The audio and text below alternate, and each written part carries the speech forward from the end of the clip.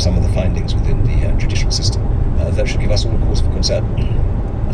I think that it's very good that it's out in the open. I think that it's good that we are sort of lancing the boil, but we need to be ready to come to the party. I don't know that we have all the requisite resources within the country to do that, to be honest. I think that it would behove us to reach out to friendly and well-resourced, capacitated, and if you like, independent countries outside to work alongside us, as we did between 1990 and 1994, when we established the systems and processes in the light of this constitution as it emerged, to make sure that we had a properly capable state. And I would argue that in that period of time from 1994 onwards, we did have a capable state, but it had been reinforced by lots of bilateral and multilateral assistance from abroad.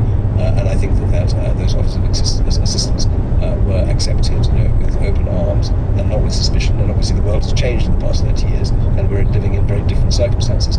But I don't think that we should rule out the possibility of securing that support, because if we don't have as a bedrock society, a criminal justice system, including a police service that people in society at large, including the most impoverished, can rely upon, then we have nothing, to be honest.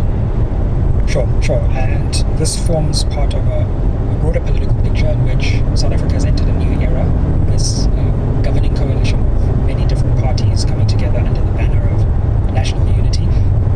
We're speaking at a time where we're coming to the end of the first full year of this governing arrangement. There have been some bumps in the road, but in some ways it seems also as though things are starting to settle.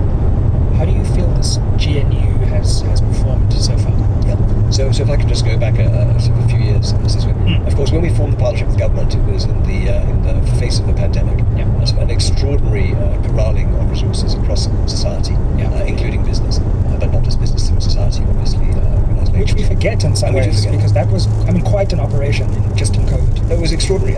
We within 10 days mobilized the resources for business for South Africa. We had 450 people working pro bono on the platform, focusing on 3 areas. One, of course, was bringing PPE into the country. We would forget we didn't have any PPE in the country. We had to bring it in. Business did that alongside the Solidarity Fund, which we formed alongside the government completely independently. And the Solidarity Fund, I think, was an extraordinary example of an organisation that mobilised over 4 billion rand very quickly. It was able to account for every rand and cent with an appropriately constituted board and management structure, and lots of transparency that went alongside it. And we do forget it, and we forget the number of lives and livelihoods that collectively we saved along the way. We did the same thing in terms of mobilising for the vaccination rollout programme in November of 2020 and then into 2021, where the private sector administers some 45% of the vaccinations in the country. The number is not short, but that laid the platform, if you like, for the economic partnership. The President approached us actually in 2020 and said, I think that we could put together an economic recovery strategy post-COVID, and we did. We assembled a team of 250 subject matter experts, and we produced a sort of post-COVID accelerated economic recovery strategy. It's available to read. There's the 1,000-page version, and then there's the 10-page version. And where can people read that? It's on the website. It's on the B4SA website, and it identified what were the low-hanging fruits. The low-hanging fruits, of course, were in many respects the structural reforms that we're now implementing. But it's taken longer than it should have done, as we were discussing before. So my sense is that the ability. Watch out! Vehicle on shoulder ahead. Capability to work in concert with government was necessary. Now I mention this because this predated the GNU, which was an ANC-controlled government. Obviously, many of us were very familiar with the ANC. We worked with them since 1994, in some cases, in my cases, for long before that. But we were equally aware of the fact that they weren't the only game in town and not the only people with a monopoly of wisdom or talent to bring to the party. And in many respects, I welcome the GNU because I think that we've actually crowded in much greater levels of skills and capabilities and different perspectives. And we know that the President is open-minded about receiving different perspectives. I think that the other members of the GNU, and we have worked with many of them individually and independently beforehand, are more market-orientated, if you like, than some in the ANC might be. I actually don't care. We deal with the government of the day, provided that it's a government that respects the rule of law, that accepts the sanctity of the Constitution, and that acknowledges that there's an appropriate rule. Watch out! Vehicle on shoulder ahead. And met, I think we would find it very difficult to work with the government of the day. Now, when we meet with the President, which we do on a regular basis in the context of the partnership, and his ministerial colleagues, they're drawn from the GNU, and we find them all to be equally committed, if I can put it that way, to achieving, if you like, the sort of social and economic advancement of the country. I know that it's seen many twists and turns. My own personal view is that it's in everybody's self-interest for it to continue for as long as possible. I certainly think it's in the national interest. We would be doing the country a huge disservice if we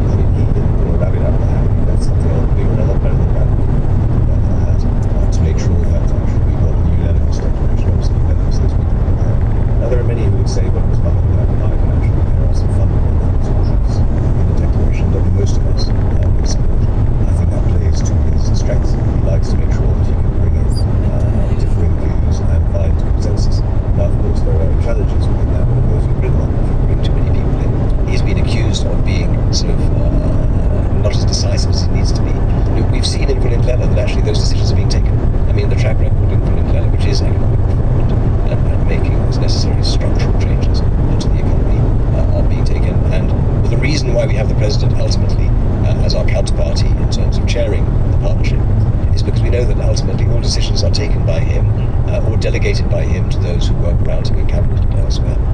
I find him to be humorous, incisive, and extremely adaptable. I mean, if you look at the experience over the past week, there were many people, myself included, who were skeptical that we'd pull it off. If you'd have asked me 9 months ago, I think that the jury was out. Yeah. Even 9 weeks ago, we were concerned.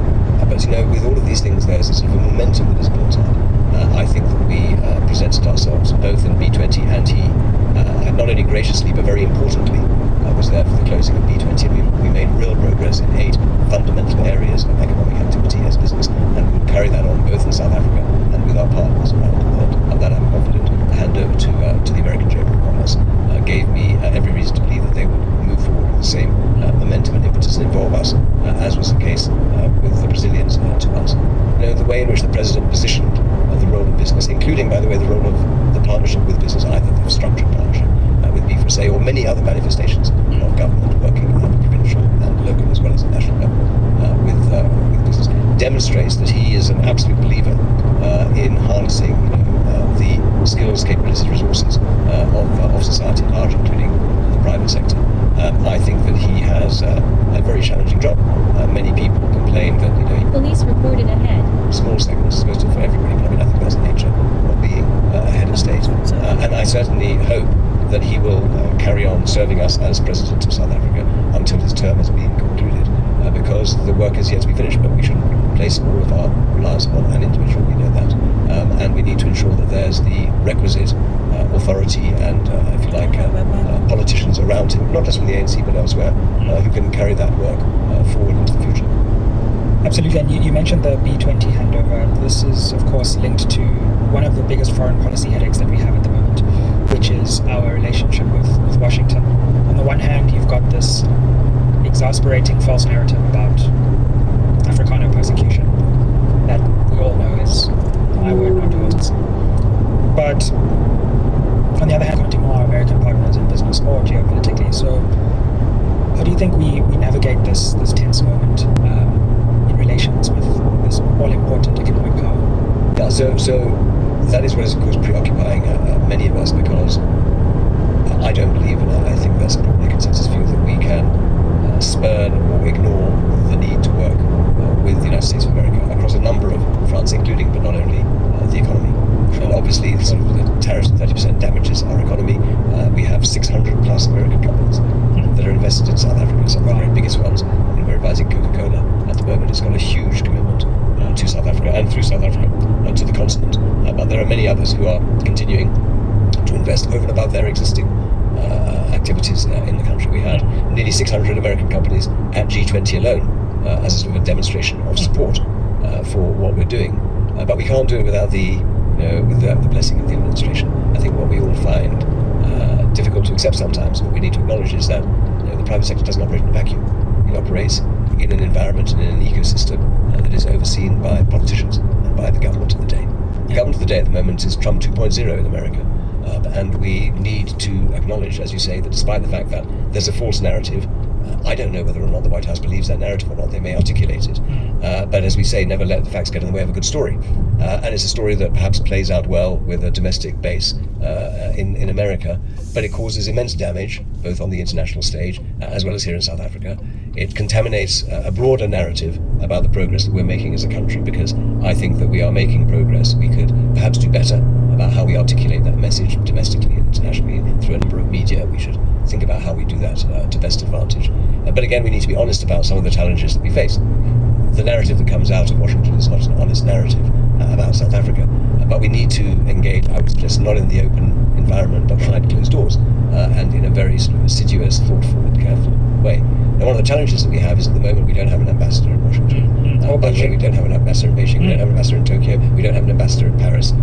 So we need to recognize that it's not just an individual. We need to have the right skills and capabilities once again, within appropriate tramlines. I think that the private sector and business would be happy to make sure that they have resources at the disposal of the right people in Washington or New York or London or Paris or Tokyo or Beijing, for example. But we need to start with the ambassador, and that's obviously an urgent appointment, and one that I hope the president is applying his mind to. these narratives run away with themselves. That's the problem. And the truth of the matter is that on the one hand, at G20, we demonstrated that the world moves on without America. On the other hand, in truth, it cannot, and it does not. We know how preoccupied people were, even this last weekend, with what was going on